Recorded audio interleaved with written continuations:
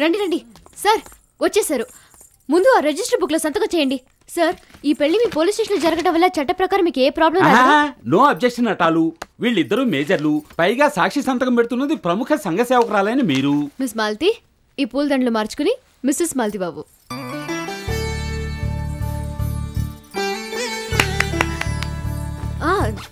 తాళి ఉందా? ఉందా? కట్టండి కట్టండి.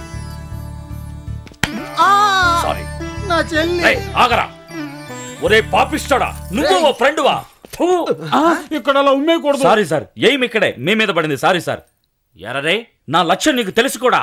ముందుగా ఓ అమ్మాయి నా కారులో ఉందని నువ్వెందుకు చెప్పలేదురా? ముందు కాదన్నా, వెనకాలంది. ఏనన్నా జోకా? నువ్వు ఊరుకోన్నా, నాకా వయసు పెరుగుతోంది. రేపు జ్వరం వస్తే నాకు ఆడపిల్ల తోడు కావద్దా? ఎందుకురా ఆడపిల్ల తోడు? వివిధ భారత పెడితే తలనొప్ప, జ్వరమా, పలానా మందులు వాడండి అని వాళ్ళే చెప్తారు కదా. కరెక్టా సార్? మీరు చెప్తే కరెక్ట్. సార్, ఇద్దరు రౌడీలు వచ్చి ఇక్కడ గొడవ చేస్తుంటే ఇలా చూస్తే మీరు ఊరుకుంటారేమిటి? ఎవరిని పట్టుకొని రౌడీ అంట?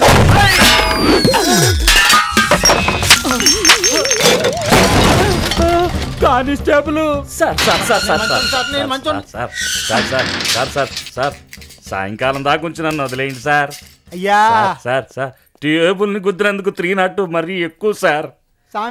పెద్ద మనసు చేసి శిక్ష కొంచెం తగ్గించండి సార్. ముష్టి అరుస్తావు ఎందుకో. కుష్టోళ్ళు ఆ చేతులు అసహ్యం. అన్నా క్షమించన్నా, మేము వెళ్ళొస్తాం.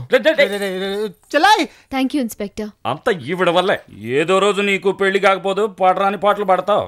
నేను ఎలాంటి పాటలు పాడను, ఎందుకంటే నేను అసలు ఈ జన్మలో పెళ్లి చేసుకోను. వచ్చింద్రా, నేను నీకన్నా సుబ్రహ్మణ్యచారిని. నా వాక్కు ఫలిస్తుంది తెలుసా? నువ్వు ఆ చొక్కా వేసుకున్న అమ్మాయిలాగా ఎవడో ఒకడిని లేపుపోయి పెళ్లి చేసుకుంటావు. నీకు 16 మంది పిల్లలు పుడతారు. వాళ్ళు ఒక్కొక్కళ్ళు ఎంతో బాగా చదివి కాలేజీలు దాటిపోయి పారని వెళ్తామని ఏడుతారు. నువ్వు తెల్లారులు అడ్డమైన కాన్సులేట్ దగ్గర కోంగలా నిలబడతావు. ఇది నా శాపం. శాపంలా లేదే, ఏదో ఆశీర్వాదంలా ఉంది. ఏం చేయమంటా మరి? నా మనసు స్వచ్ఛమైన బంగారం, గోల్డ్. ఆడవాళ్ళని ఇంత చులకనగా మాట్లాడే నువ్వే చొంక కచ్చుకుంటూ అమ్మాయిని పోలీస్ స్టేషన్ లోను, రైల్వే స్టేషన్ లోను, రేడియో స్టేషన్ లోను పెళ్లి చేసుకుని అష్ట కష్టాలు పడతావు. నా పేరేంటి తెలుసా? PKS. అందులో కే అంటే తెలుసా? నేను చెప్పను. ఏం చండాలంగా ఉంటుందా? దగ్గర రేయ్, కే అంటే ఏంటో చెప్పరా? కళ్యాణ్ సంబంధం. చూసావా, ఆ మాట కల్లో కూడా అన్నావు.